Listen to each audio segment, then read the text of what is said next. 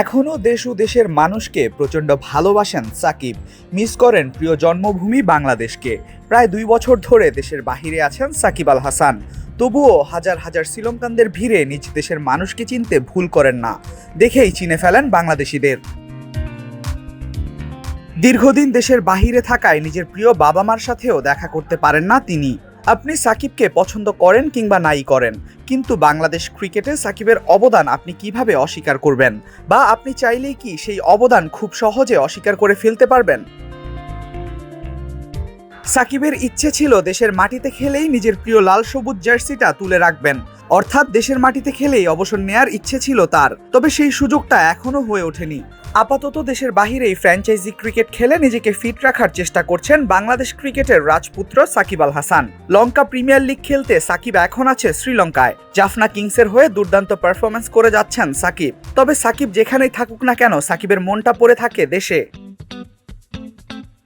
ঘরের মাঠে দক্ষিণ আফ্রিকার বিপক্ষে টেস্ট ম্যাচ খেলে অবসর নিতে চেয়েছিলেন, দেশের পথে রওনাও দিয়েছিলেন। তবে নানা জটিলতায় শেষ পর্যন্ত আর সেটা হয়ে ওঠেনি। এখনও অনেক ভক্ত লাল সবুজের জার্সিতে সাকিবকে দেখতে চায়। সাকিব আবারও দেশের হয়ে খেলুক সেটা চায়, আর সেটা সাকিবও জানে হয়তো। চাইলেই কি সাকিবকে বাংলাদেশ থেকে মুছে ফেলা যাবে? দেশের হয়ে সাকিবের এক একটি রেকর্ড, সাকিবের অর্জন আপনি কিভাবে মুছে ফেলবেন? যতদিন বাংলাদেশ ক্রিকেট থাকবে ততদিন সাকিবের অর্জনগুলো আপনার সামনে আসবে। সাকিব আল হাসান নামটা বারবার উচ্চারিত হবে। লঙ্কা প্রিমিয়ার লিগ খেলতে এই মুহূর্তে সাকিব আল হাসান আছেন শ্রীলঙ্কায়, অর্থাৎ জাফনা কিংসের হয়ে সাকিব আল হাসান এই লঙ্কান প্রিমিয়ার লিগে অংশগ্রহণ করছেন। কালকে যখন জাফনা কিংসের ম্যাচ ছিল, স্বাভাবিকভাবেই সাকিব আল হাসান টিম বাসে করে আসলেন। আমরা বাংলাদেশ থেকে গুটি কয়েক সাংবাদিক এসেছি, আপনাদের সাথে একটা এক্সপিরিয়েন্স শেয়ার করতে চাই। সেটা হচ্ছে সাকিব আল হাসান যখন জাফনা কিংসের হয়ে ম্যাচ খেলতে মাঠে আসলেন, মাঠে আসার পর আমরা স্বাভাবিকভাবেই সাকিবের ফুটেজ নেওয়ার জন্য দাঁড়িয়েছিলাম সেখানে। সাকিবের ফুটেজ যখন নিচ্ছিলাম তখন আমাদেরকে দেখেই সাকিবের যে চেনা হাসি, সেই হাসিটা কিন্তু সাকিব আল হাসান দিয়েছেন। তখন আমরা বুঝতে পারিনি সাকিবের এই হাসির রহস্যটা আসলে কি। তবে সাকিব যখন ম্যাচে নামার আগে অনুশীলনে গেলেন, অনুশীলন করলেন, স্বাভাবিকভাবে আমরা সেখানে সাকিবের ফুটেজ নিচ্ছিলাম। ফুটেজ নেওয়া শেষ হয়েছে, সাকিব যখন ড্রেসিং রুমের দিকে যাচ্ছিলেন তখন আমাদেরকে দেখে সাকিব জিজ্ঞেস করলেন বাংলাদেশ থেকে নাকি। আমরা স্বাভাবিকভাবে উত্তর দিলাম জি বাংলাদেশ থেকে এসেছি। তখন একটা জিনিস আমরা বুঝলাম যে সাকিব হাজারো ভিড়ের মাঝে যেখানেই বাংলাদেশি থাকুক না, বাংলাদেশি থাকলে সাকিব তাদেরকে চিনতে পারে।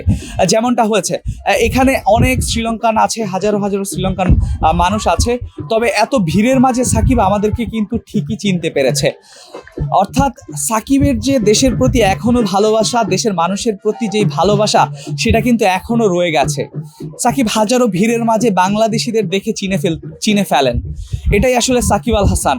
আপনারা যতই সাকিবকে ঘৃণা করেন বা সাকিবকে দেখতে না পারেন, সাকিব কিন্তু এখনো বাংলাদেশের মানুষকে ভালোবাসেন, বাংলাদেশিদেরকে ভালোবাসেন, বাংলাদেশকে ভালোবাসেন।